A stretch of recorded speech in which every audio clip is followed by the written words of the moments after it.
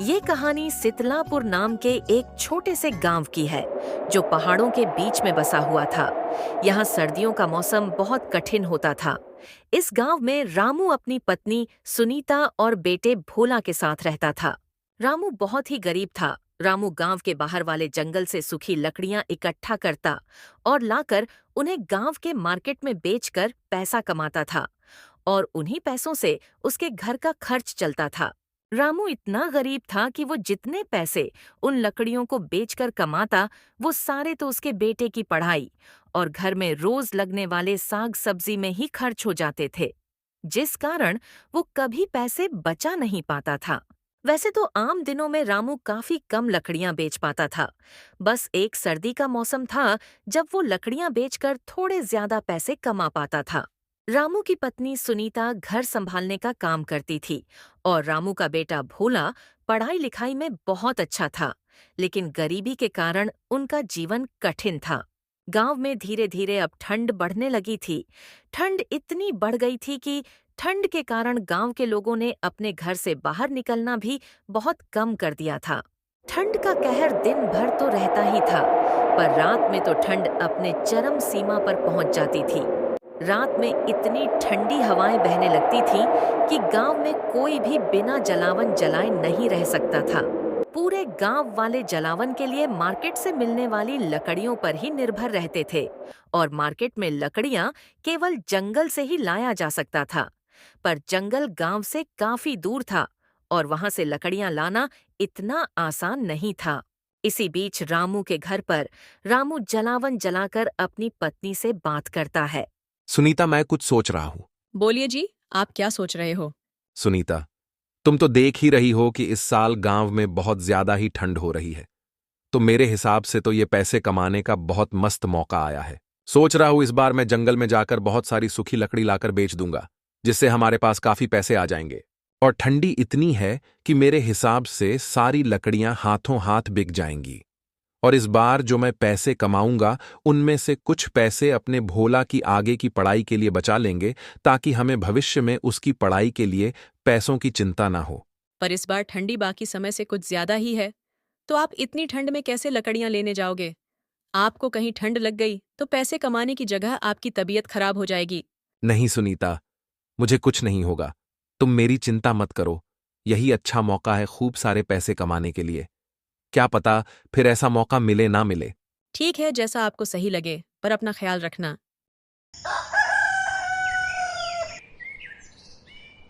अगली सुबह होते ही रामू जंगल की ओर लकड़ियां लेने निकल पड़ता है। रास्ते में बहुत ठंडी हवाएं चल रही थीं, लेकिन रामू बिना किसी कसक के चलता रहता है। कुछ समय चलते चलते रामू जंगल में पहुंच जाता है।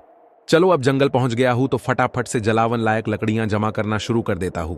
रामू इतनी ठंड में भी लकड़ियां जमा करना शुरू कर देता है। कुछ देर लकड़ियां जमा करते करते रामू काफी लकड़ियां जमा कर लेता है। चलो, अब जब काफी लकड़ियां जमा हो गई हैं तो इन्हें ले जाकर फटाफट से बेच देता हूं। फिर क्या था, रामू सारी जमा की हुई लकड़ियां उठाकर उन्हें बेचने के लिए गांव के बाजार के लिए निकल पड़ता है। चलते चलते कुछ देर बाद वो गांव के बाजार में पहुंच जाता है और लकड़ियां बेचना शुरू कर देता है। देखते देखते कुछ ही देर में सारी लकड़ियां बिक जाती हैं और रामू को उन लकड़ियों से उसे काफी अच्छा खासा मुनाफा होता है। आज तो बहुत अच्छी कमाई हुई है। चलो चलकर सुनीता को आज का मुनाफा दिखाता हूँ। कुछ देर में रामू घर पहुंच जाता है और सुनीता को आवाज लगाने लगता है। अरे सुनती हो सुनीता, जरा यहाँ आना तो। रामू की आवाज सुनकर सुनीता तो नहीं आती है, पर उसका बेटा भोला वहां आ जाता है। भोला बेटा, तुम्हारी माँ कहाँ है? जरा जाओ और अपनी माँ को बुलाकर ले आओ। पिताजी, माँ तो रसोई घर में है और जलावन जला रही है। रुको, मैं उन्हें अभी बुलाकर लाता हूँ। नहीं बेटा, रहने दो। तुम्हारी माँ कुछ काम कर रही है तो करने दो, वो थोड़ी देर में आ जाएंगी। क्या हुआ पिताजी, आप बहुत खुश लग रहे हो, कोई खास बात है क्या? नहीं बेटा, ऐसी कोई खास बात तो नहीं है, बस आज लकड़ियां बेचकर बहुत मुनाफा हुआ है। क्या कहा पिताजी? मतलब आप इतनी ठंड में भी बाहर गए थे लकड़ियां बेचने, आपको ठंड नहीं लगी क्या? बेटा, ठंड तो बहुत लग रही थी, पर एक यही तो मौसम है जिसमें लकड़ियां बेचकर कुछ कमाई हो पाती है। नहीं तो बाकी दिनों में तो घर के राशन के पैसे जमा करना भी कभी कभी भारी पड़ जाता है। और इस बार तो मैंने सोच लिया है कि मैं और ज्यादा मेहनत करूंगा, ताकि कुछ पैसे ज्यादा जमा कर लूं, ताकि तुम्हारे आगे की पढ़ाई के लिए हमें किसी से पैसे मांगने की नौबत ना आए। पर पिताजी, मेरे पढ़ाई के लिए आप इतनी ठंड में काम कर रहे हो, ये मुझसे देखा नहीं जा रहा है। कल से मैं भी आपके साथ चलूंगा जंगल लकड़ियां लेने। नहीं बेटा, तुम्हें मेरे साथ आने की जरूरत नहीं है। देखो बेटा, मैंने पढ़ाई लिखाई तो की नहीं है, इसीलिए मुझे ये काम करना पड़ रहा है, पर मैं ये नहीं चाहता कि मेरे ही तरह तुम्हें भी ये काम करना पड़े। इसलिए तुम खूब पढ़ो और बड़े अफसर बनो। यहाँ रामू और भोला आपस में बात कर रहे होते हैं, तभी वहाँ सुनीता आ जाती है। अरे आप आ गए, रुकिए मैं अभी जलावन की लकड़ियां लेकर आती हूँ। सुनीता रसोई घर की तरफ जलावन की लकड़ियां लेने चली जाती है। सुनीता जलावन की लकड़ियां लाकर उन्हें कमरे में जला देती है। दोनों पति पत्नी बिस्तर पर आराम से बैठकर बातें करने लगते हैं और भोला भी अपने कमरे में पढ़ाई करने चला जाता है। सुनीता, तुम मानोगी नहीं, ठंड के कारण आज मैं जो लकड़ियां बेचने बाजार गया था वो बस कुछ चंद मिनटों में ही बिक गई और उन्हें बेचकर मुझे बहुत मुनाफा हुआ है। ऐसे ही अगर मेरी लकड़ियां बिकी तो हमारे पास बहुत पैसे हो जाएंगे, जिससे साल भर के लिए मैं कोई नया धंधा भी कर सकूंगा। हाँ, आपका कहना सही है, पर अभी तो ठंड का मौसम शुरू हुआ ही है। इसमें इतनी ठंड पड़ रही है, तो सोचिए आगे कितनी ठंड बढ़ जाएगी। सुनीता, अब मुझे कोई ठंड नहीं रोक सकती है। मुझे अब बस ये 4 महीने दबाकर लकड़ियां बेचनी है और खूब पैसे कमाना है, ताकि मैं मेरे भोला को एक बहुत बड़ा अफसर बना सकूं। हाँ ठीक है, पर जरा अपने सेहत का भी ख्याल रखा कीजिए। कहीं ठंड लग गई तो लेने के देने पड़ जाएंगे। अगली सुबह रामू फिर लकड़ियां लेने जंगल की ओर चल पड़ता है।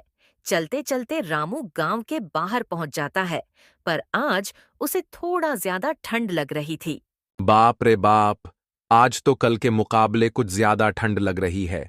चलो, अब गांव के बाहर तो आ गया हूं, वापस घर तो नहीं जा सकता। आज जैसे तैसे लकड़ियां ले आता हूं। कल से अपने साथ माचिस लेता चलूंगा, ताकि लकड़ियां इकट्ठा करते वक्त कुछ लकड़ियां पास में जला सकूं। रामू फिर से जंगल की तरफ चल पड़ता है।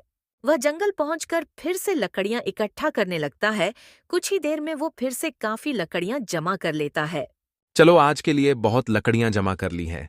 अब जल्दी इन्हें बेचकर घर चलता हूं, क्योंकि आज ठंड कुछ ज्यादा लग रही है। रामू फटाफट से बाजार पहुंचकर लकड़ियां बेचने लगता है। कल की तरह आज भी उसकी लकड़ियां बहुत जल्दी बिक जाती हैं, जिन्हें बेचकर वो अपने घर के लिए चल पड़ता है। कुछ दिनों तक ऐसा ही चलता रहता है। रामू जंगल से लकड़ियां लाकर उन्हें बाजार में बेचकर बहुत पैसे कमा रहा होता है। पर अब ठंड का मौसम अपने चरम सीमा पर पहुंचने लगा था। रात तो छोड़ो, दिन में भी कोहरा इतना हो जाता था कि दिन में भी लोगों ने घर से निकलना बंद कर दिया था। इसी बीच एक सुबह रामू लकड़ियां लेने जंगल के लिए निकलने वाला होता है, पर निकलने से पहले वो सुनीता को बताकर जाने की सोचता है। इस साल की ठंड अब अपने चरम सीमा पर पहुंच चुकी है। आज देखूंगा तो ज्यादा लकड़ियां जंगल से लाकर बेच दूंगा, ताकि 2-3 दिनों तक मुझे भी घर के बाहर ना निकलना पड़े। चलो, जाने से पहले सुनीता को बताकर जाता हूं। ज्यादा लकड़ियां इकट्ठा करने में कहीं देर हो गई तो बेचारी मेरे लिए परेशान होगी। सुनीता, सुनती हो? जरा यहां आना तो। रामू की आवाज सुनकर सुनीता वहां आ जाती है। क्या हुआ जी? आपने मुझे बुलाया क्या? हाँ सुनीता, मैं लकड़ियां लेने जंगल जा रहा था, तो सोचा तुम्हें बोलता चलूं। क्या कहा? आप लकड़ियां लेने जंगल जा रहे हो, और वो भी ऐसे कड़कती ठंड में? कहीं आप अपना होश गवा बैठे हो क्या? एक बार घर के बाहर जाकर देखो। ठंड के वजह से कोई घर के बाहर नहीं निकल रहा है। लोगों की ठंड के कारण हालत खराब नहीं होती, तो वो लोग तो लकड़ियां लेने भी नहीं आते। हाँ सुनीता, मुझे भी इस बात का अंदेशा है कि ठंड बहुत ज्यादा ही बढ़ गई है, पर आज मैं भी ज्यादा लकड़ियां लेकर आऊंगा जंगल से, ताकि मुझे भी 2-3 दिन घर से बाहर ना निकलना पड़े। और अब से लकड़ियां भी मैं बाजार की जगह अपने घर से बेचना शुरू करूंगा, ताकि मैं जंगल से लकड़ियां सीधा घर ले आऊं, बिना बाजार में रुके। ये तो अच्छा रहेगा, पर ठंड बहुत है जी। अपना थोड़ा ज्यादा ध्यान देना। हाँ सुनीता, तुम मेरी फिक्र मत करो। मैं अपने लकड़ियां इकट्ठा करने की जगह पर अब कुछ लकड़ियां जला लेता हूं, ताकि समय समय पर मैं गर्माहट ले सकूं।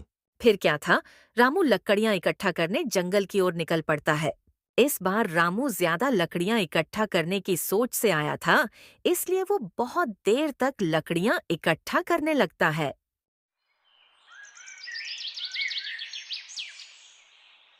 रामू को लकड़ियां जमा करते करते अब शाम हो चुकी थी और ठंड के साथ साथ तेज हवाएं बहना शुरू हो जाती हैं।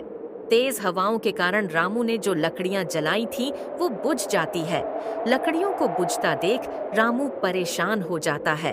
अरे अब ये हवाएं बढ़ती जा रही हैं और मेरी जलाई लकड़ियां भी बुझ गई हैं। मुझे जल्द से जल्द लकड़ियां लेकर घर के लिए निकलना चाहिए। फिर क्या था, वो सारी इकट्ठा की हुई लकड़ियां अपने सिर पर उठाकर घर की तरफ चल पड़ता है। पर इस बार रामू ने काफी ज्यादा लकड़ियां जमा कर ली थीं, जिस कारण उसे काफी धीरे धीरे चलना पड़ रहा था। जैसे तैसे रामू अपने घर पहुंच जाता है, पर इस बार ज्यादा लकड़ियां इकट्ठा करने की चक्कर में उसने कुछ ज्यादा समय ठंड में गुजार लिया था। आ गए आप। आज तो आपने कुछ ज्यादा समय लगा दिया आने में। हाँ सुनीता, मैंने कहा था ना कि आज मैं 2-3 दिनों के लिए लकड़ियां जमा करके ले आऊंगा, तो उन्हीं को इकट्ठा करने में ज्यादा समय लग गया। ज्यादा समय ठंड में रहने के कारण रामू की तबीयत ठीक नहीं लगती है।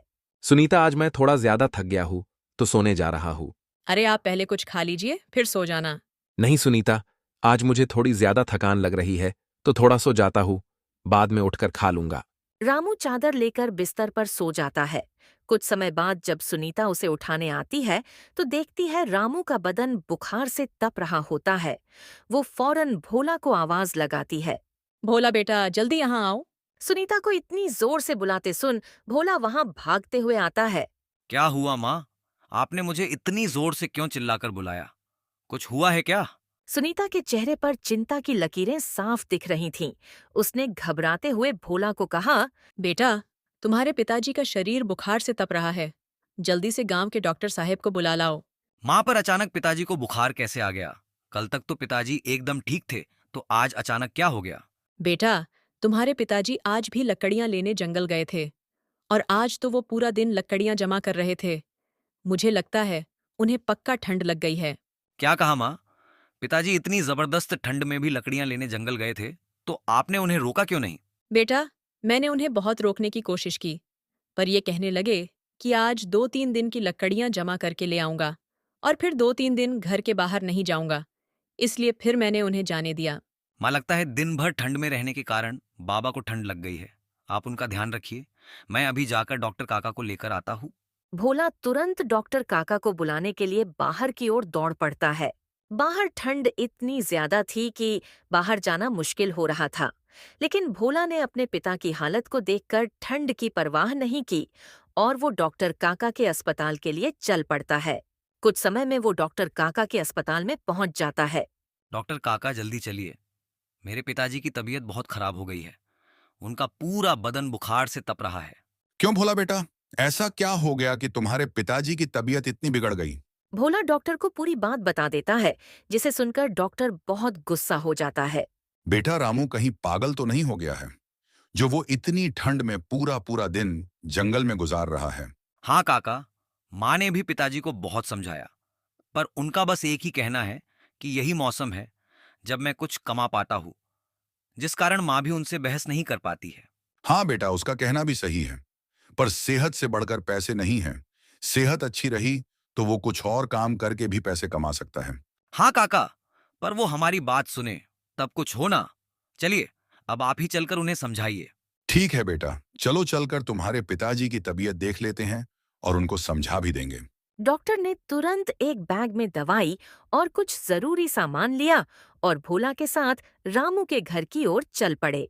ठंड इतनी तेज थी कि हर कदम भारी पड़ रहा था। ठंडी हवाएं इतनी तेज बह रही थीं कि उनका 2 कदम चलना भारी पड़ रहा था। इसलिए दोनों ने एक घर के नीचे रुकने का सोचा। भोला अपने पिता के लिए बहुत चिंतित था, इसलिए डॉक्टर काका ने भोला को दिलासा देते हुए कहा, बेटा चिंता मत करो, हम थोड़ी समय में तुम्हारे घर पहुंच जाएंगे और तुम्हारे पिताजी को ठीक कर देंगे। थोड़ी देर रुकने के बाद जैसे ही ठंडी हवाओं का चलना थोड़ा कम हुआ, डॉक्टर और भोला ने फिर से रामू के घर की तरफ चलने का निश्चय किया। कुछ ही समय में दोनों रामू के घर पहुंच जाते हैं। जैसे ही डॉक्टर ने रामू को देखा, उन्होंने उसकी नाड़ी जांची और उसकी स्थिति को समझने की कोशिश की। सुनीता, रामू के ज्यादा देर तक ठंड में बाहर रहने के कारण उसको तेज बुखार है और साथ ही ठंड के कारण उसके शरीर में कमजोरी आ गई है। इसे ज्यादा से ज्यादा आराम की जरूरत है। मैं दवाई लिख कर देता हूँ, लेकिन इसे 2-3 दिन तक पूरी तरह आराम करना होगा। डॉक्टर साहब, मैं इन्हें बहुत मना कर रही थी, मत जाइए, इतनी ठंड में बाहर लकड़ियां इकट्ठा करने, पर वो मेरी सुनने तैयार ही नहीं थे। हाँ सुनीता, मैं जानता हूँ सारी बात। भोला ने मुझे सब बताया है। तुम फिक्र मत करो, रामू को केवल ठंड लगी है। 2-3 दिन आराम करेगा तो ठीक हो जाएगा। पर अब ध्यान रखना कि गलती से भी वो ऐसी ठंड में बाहर ना जाए, पूरी तरह स्वस्थ होने तक, वरना कहीं कुछ हो गया तो शायद भारी पड़ जाएगा। जब वो पूरी तरह ठीक हो जाए तो उसके बाद उसे बोलना लकड़ियां इकट्ठा करने जाएं, पर तब तक घर के बाहर बिल्कुल भी कदम ना रखें। डॉक्टर साहेब, हो सके तो आप कुछ देर रुक कर इन्हें समझा दीजिए, वरना ये फिर से लकड़ियां लेने जंगल चले जाएंगे। नहीं सुनीता, अभी फिलहाल रामू को दवा देकर आराम करने दो। मैं कल सुबह आकर रामू को समझा दूंगा।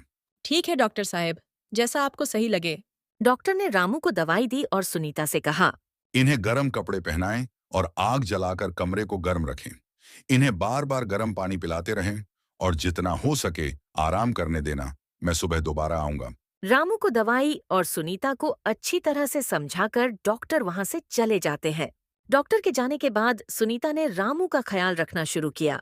उसने भोला को भी कहा, बेटा, तुम अपने पिता के पास बैठो, मैं कुछ गर्म कपड़े लेकर आती हूँ। ठीक है माँ, आप पिताजी के लिए गर्म कपड़े लेकर आइए, तब तक मैं पिताजी का ख्याल रखता हूँ। रामू बिस्तर पर लेटे लेटे सुनीता और भोला की बातें सुन रहा था। उसे एहसास हो रहा था कि उसने अपनी सेहत के साथ कितना बड़ा खिलवाड़ किया। उसने भोला को पुकारा, भोला बेटा, मेरे पास आना तो जरा। जी पिताजी, बोलिए, कुछ चाहिए क्या? बेटा, मैंने सोचा था कि ज्यादा पैसे कमाकर तुम्हारी पढ़ाई के लिए बचत कर लूं, लेकिन मैं यह भूल गया कि अगर मेरी सेहत ही ठीक नहीं रही तो मैं तुम्हारे लिए कुछ भी नहीं कर पाऊंगा। पिताजी, आपको मेरी पढ़ाई की इतनी चिंता नहीं करनी चाहिए। मुझे आपकी सेहत की ज्यादा फिक्र है। आप मेरे साथ रहेंगे, यही मेरे लिए सबसे बड़ी बात है। भोला की ऐसी बातें सुनकर रामू भावुक हो जाता है और उठकर बैठ जाता है। रामू की आंखों में आंसू आ गए। उसने भोला को कहा, बेटा, तुमने मुझे आज सिखाया कि परिवार की खुशी और सेहत सबसे जरूरी है।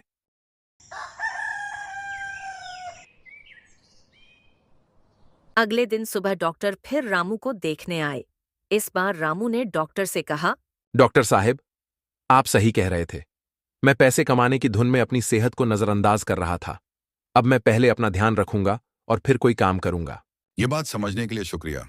रामू, तुम अपने परिवार के लिए बहुत कुछ कर रहे हो, लेकिन आपको यह याद रखना होगा कि आप सेहतमंद रहेंगे तभी अपने परिवार के लिए खड़े रह पाएंगे। रामू ने डॉक्टर से वादा किया कि वह अब ज्यादा ठंड में जंगल नहीं जाएगा। उसने यह भी तय किया कि वह गांव के अन्य लोगों के साथ मिलकर लकड़ियां इकट्ठा करेगा, ताकि ठंड के दिनों में यह काम अकेले न करना पड़े।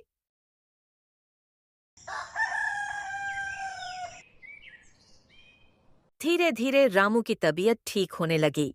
उसने गांव के कुछ और गरीब लोगों को अपने साथ जोड़ लिया और एक नई योजना बनाई। रामू ने गांव के लोगों से बात की और उन्हें बताया कि वह एक सामूहिक जलावन स्टोर खोलना चाहता है, जहां गांव के हर घर से थोड़ा योगदान लिया जाएगा और बदले में सभी को ठंड के दिनों में लकड़ियां मिलेंगी। यह विचार सभी को पसंद आया। गांव के लोग रामू की मदद करने के लिए तैयार हो गए। रामू और गांव के दूसरे लोग मिलकर जंगल से लकड़ियां लाने लगे। इस सामूहिक प्रयास से किसी एक व्यक्ति पर ज्यादा बोझ नहीं पड़ा। इस पहल ने गांव के लोगों की जिंदगी बदल दी। अब हर घर में लकड़ियां उपलब्ध थीं और कोई भी व्यक्ति ठंड में बाहर जाने को मजबूर नहीं था।